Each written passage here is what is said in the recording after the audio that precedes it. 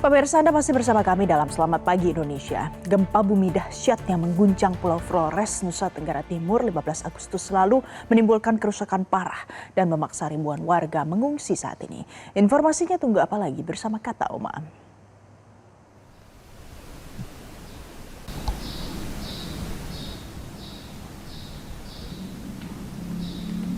Pemirsa, di Ruteng, Kabupaten Manggarai, kondisi Rumah Sakit Umum Daerah Manggarai hancur. Sejumlah ruang perawatan rusak, peralatan medis hancur, puing-puing berserakan di dalam bangunan.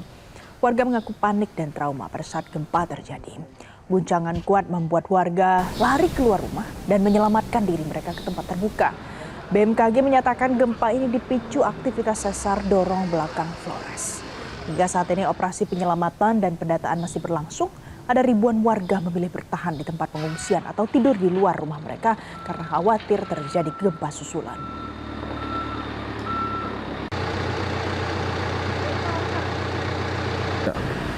Terima kasih. Jadi pada saat gempa terjadi, saya itu lagi ada di luar gereja dan bersama istri. Terus guncangan cukup kuat. Saya melihat gedung gereja Katedral Ruteng itu kayak di film Titanic itu, oleng. Terus saya lihat bangunan di sekitar itu banyak bangunan yang rubuh, baik rumah warga.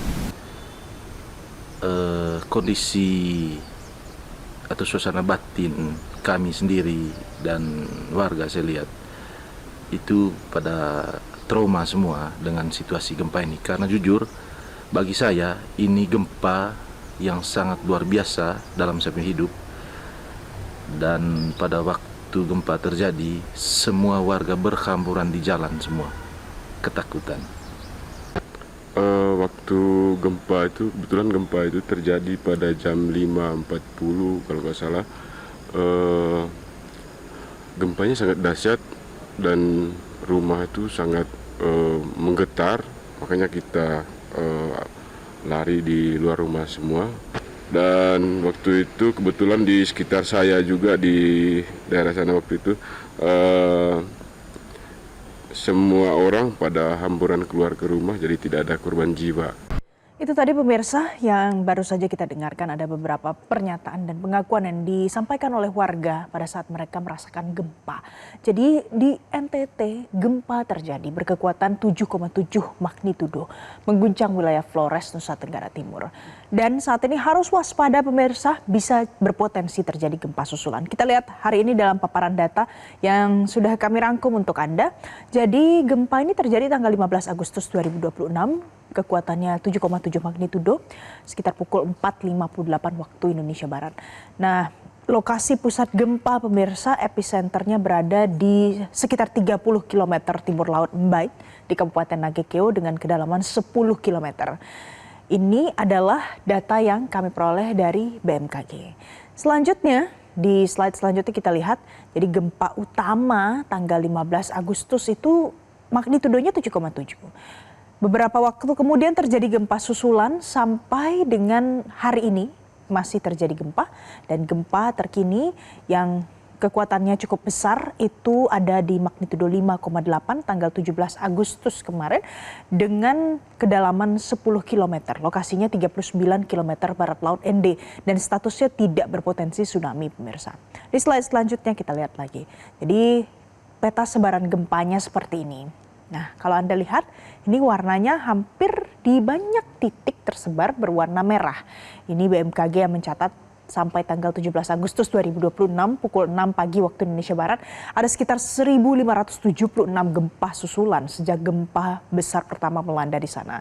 Yang paling update, pukul 11 waktu Indonesia Barat, gempa susulannya sudah bertambah menjadi 1.624 kali per tanggal 17 Agustus lalu. Dan kita kalau bicara soal korban jiwa, memang pendataan masih dilakukan sampai saat ini, pencarian juga masih dilakukan oleh banyak pihak, banyak stakeholder di sana, tapi korban jiwa sementara jumlahnya itu ada 68 orang. Ini disampaikan secara resmi oleh BNPB. Kemudian untuk korban luka pemirsa jumlahnya bertambah sampai dengan 213 orang. Ini adalah data per Senin sore kemarin, tanggal 17 Agustus 2026. Kemudian pemirsa, saat ini masyarakat di sana harus tetap waspada adanya potensi gempa susulan. Dan kemudian yang juga dilakukan saat ini adalah melakukan pendataan seberapa banyak korban jiwa dan juga korban terluka, korban yang kehilangan rumah mereka karena gempa bermagnitudo 7,7 yang terjadi. Kita akan tanyakan langsung soal penanganan bencana terkoordinasi secara akurat, cepat, dan transparan. Sudah bergabung bersama kami. Selamat pagi Pak Berton Suar Pelita Panjaitan, PLT Kapus Datinkom BNPB. Selamat pagi Pak. Ya, selamat pagi Mbak Valen, selamat pagi pemirsa Metro TV. Baik, Pak Berton, jadi jumlah terkini, jumlah korban luka, korban jiwa dari gempa yang terjadi ada berapa Pak yang tercatat? Ya,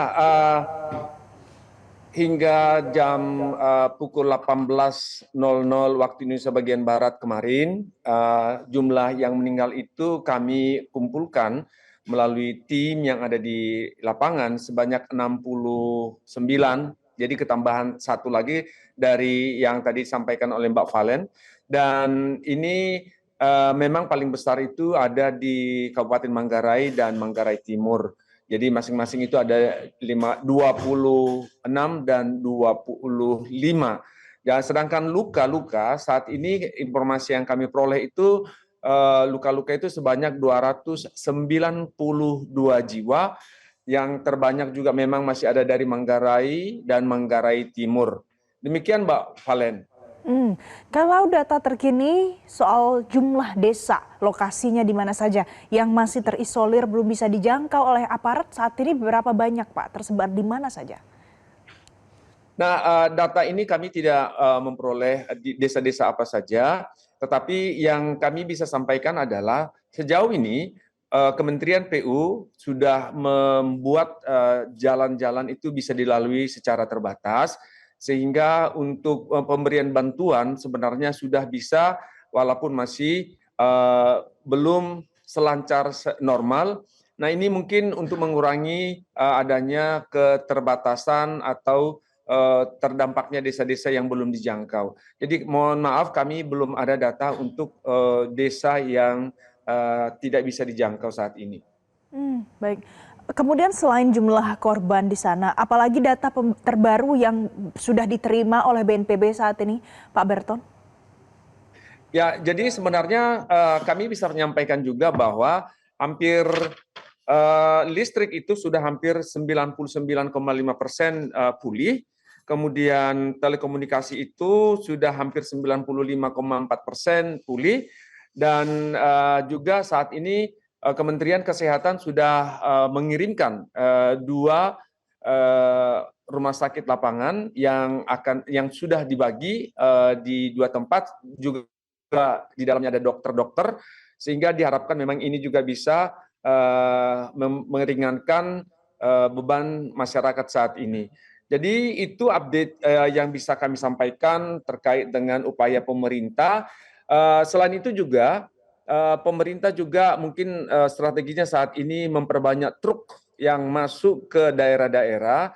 Kalau kemarin truknya jumlahnya terbatas, saat ini sudah relatif memadai untuk mencegah penumpukan barang-barang ada di pelabuhan. Dan kami kira 23 truk saat ini baru bisa dideploy, dan potensi bertambah ketika ada penumpukan ataupun terjadi kekurangan di desa-desa warga masyarakat tinggal. Pak Berton, satu lagi, titik pengungsian di sana apakah sudah bertambah cukup saat ini atau bagaimana? Ya, pengungsi saat ini per jam 18 kemarin sudah ada 22.276 jiwa. Dan ini sebenarnya seperti yang sudah diberitakan tadi, ini pada dasarnya karena memang masyarakat itu trauma dengan gempa susulan. Kami sendiri di sini hampir setiap hari merasakan gempa, paling tidak 3-5 kali yang terasa sangat lumayan kuat. Jadi memang bisa dipahami bahwa warga masyarakat yang tinggal di desa-desa sekalipun trauma sehingga mereka memilih tinggal di dekat-dekat rumahnya. Jadi jumlahnya relatif banyak saat ini, 22.276 jiwa. Baik, Pak Berton, terima kasih karena sudah update informasi secara berkala untuk masyarakat untuk mengetahui informasi seputar penanganan gempa di NTT secara clear dan jelas. PLT Kapus Datinkom BNPB, Pak Berton Suar Pelita Panjaitan, terima kasih sudah bergabung bersama kami pagi ini di Selamat Pagi Indonesia. Terima kasih. Jelajahi cara baru mendapatkan informasi. Download Metro TV Extend sekarang.